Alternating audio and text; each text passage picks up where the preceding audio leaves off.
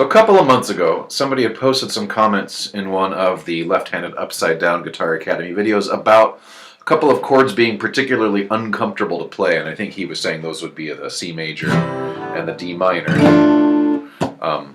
And I've covered those in the C major lesson already. So I can talk about a couple of ways to play those two more comfortably, but I want to talk about just the general theme of playing chords in general in a more comfortable way, and in particular ones that keep your forearm and wrist as straight as possible when we are going up and down the neck, because we want to maybe avoid kind of some bar chords, because whether you're playing upside down or right side up, you're always going to kind of have your wrist tweak like that, and maybe avoid having your wrist tweak like that. So anyway, as for those two chords initially, I mean, kind of the textbook way to play them is like this. You got your root third, and then open string fifth, and then an octave there for your C major.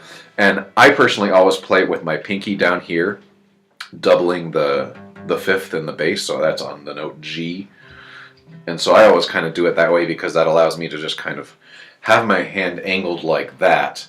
Whereas if I put my pinky there, I kind of have to bend my wrist a little bit more. So I always kind of, technically that makes it a second inversion C chord by having the G in the bass, but that just makes it super comfortable to play. And when it comes to the D minor, that's a pretty simple chord as well. One way that I tend to cheat on that is I like to just play a D minor 7, and I do that by having my middle finger on the second fret of the G string, and then I just bar the first fret of these two strings with my index finger there. So I just kind of, I prefer to play the D minor 7 just because I can just hold my hand like this, and it makes me it's just more comfortable. But what I really wanted to talk about in this lesson is something I've hinted at a couple other times. They're kind of what I would call cheat chords. They're ways that you can just move up and down the neck. You've got your hands straight. We do some muting. So you have to be comfortable with muting your lowest pitch E string and your highest pitch E string. Most of these chords have to do with only the middle 4 strings. But they are super comfortable, and when you master them all, it allows you to do things with chord melody up and down the neck that maybe you wouldn't do otherwise. So the first one is, I'll just call it, it's kind of based off of your root position bar chord. So let's say this is your C root position bar chord.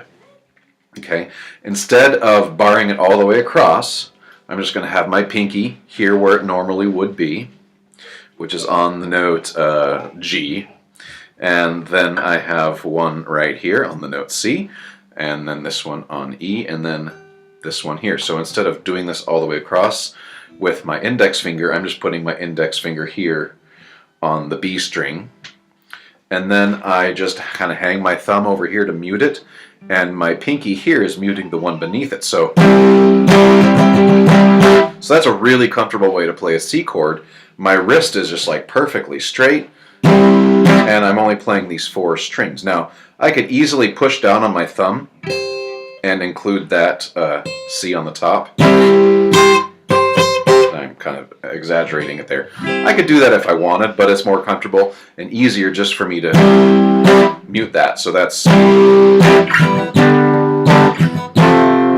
based off your root position bar chord. Similarly, you can do it with a minor chord. So if I wanted to make a C minor, I would do the same thing, but instead I would just lift up my middle finger, and then I would use my index to bar just these two right here.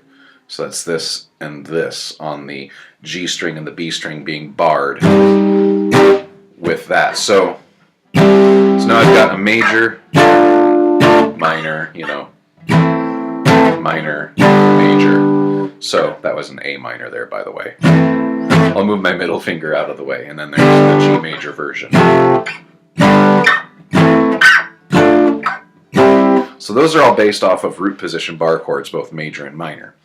There's another cheat chord that I use a lot, and that would be based off of the second inversion bar chord, which would be like, let's say if I was playing a B minor down here, I'd have that barred, and I'd have a finger here, here, and here, and that would be my B minor, right? But instead of that, I'm going to move my index finger, and that's going to hold down the root note right here, which is a B, 2nd fret of the A string.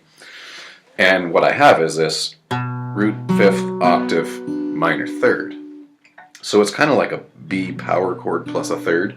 Again, I hang my thumb over to mute here, and with my finger down here, I mute the lowest E string. So there's my B minor. So if I'm got my G major, B minor, could have like C major, C minor there, or I could do a C minor right next to that B minor. So you could do your kind of 1, 3, 4, minor 4, or you could do your minor 4 there, or whatever, if you wanted to do like a 1, 3, 4, minor 4 thing. So again, to review, there's our kind of root position major, root position minor, and then 2nd inversion minor. So that was like D minor up here, based off of this D bar chord, and then D minor down here, based off of the D power chord, which is root 5th octave, plus minor 3rd, and then you just mute that. So there's your D minor. The final position that I use for these, what I call cheat chords, is based off of the other bar chord, the 1st inversion. So let's say I'm going to be playing, like let's say I've gone from a root position C major to a 1st inversion G major, where I'm doubling the B note, right?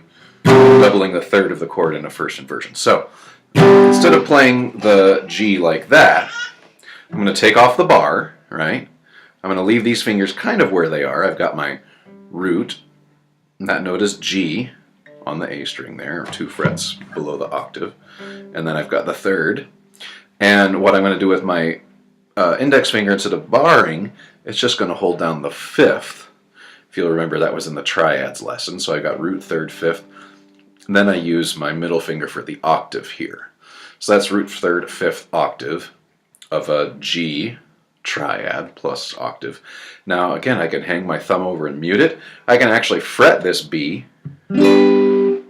if I want that B sounding. So I could have a 5-note chord, or I could just mute it, have a 4-note chord, or if I wanted to bar that with my pinky, I could have a 6-note chord right now if I wanted to kind of do it this way and have a D in the bass and a G on the top. But it's much more comfortable just to do this 4-note version. So let's say I'm playing something in C, right? Let's do like a 1, 5, 6, 4. You know, so you got C, G, A minor, F major. I kind of let that one jangle, but so it could be a.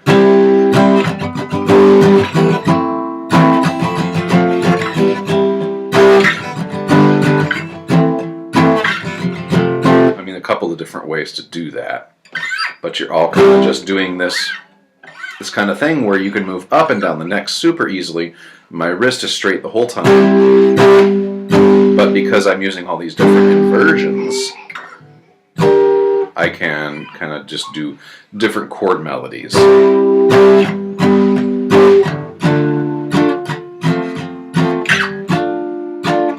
So I don't even know what I'm doing right now. I'm just kind of just meandering. But the point is, when you do this method of having these 4-note chords focusing on the 4 central strings, it is super comfortable. You can just move up and down the neck. You've got these positions already waiting for you.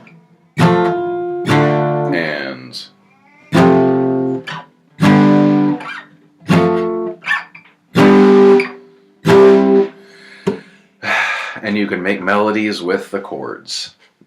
So it's great if you're playing rhythm, and maybe there are some minor lead applications as well, but mostly it's so that you can have some great chord melody and to not give yourself carpal tunnel syndrome in the meantime. So that's it for this about playing chords comfortably. I hope it was helpful.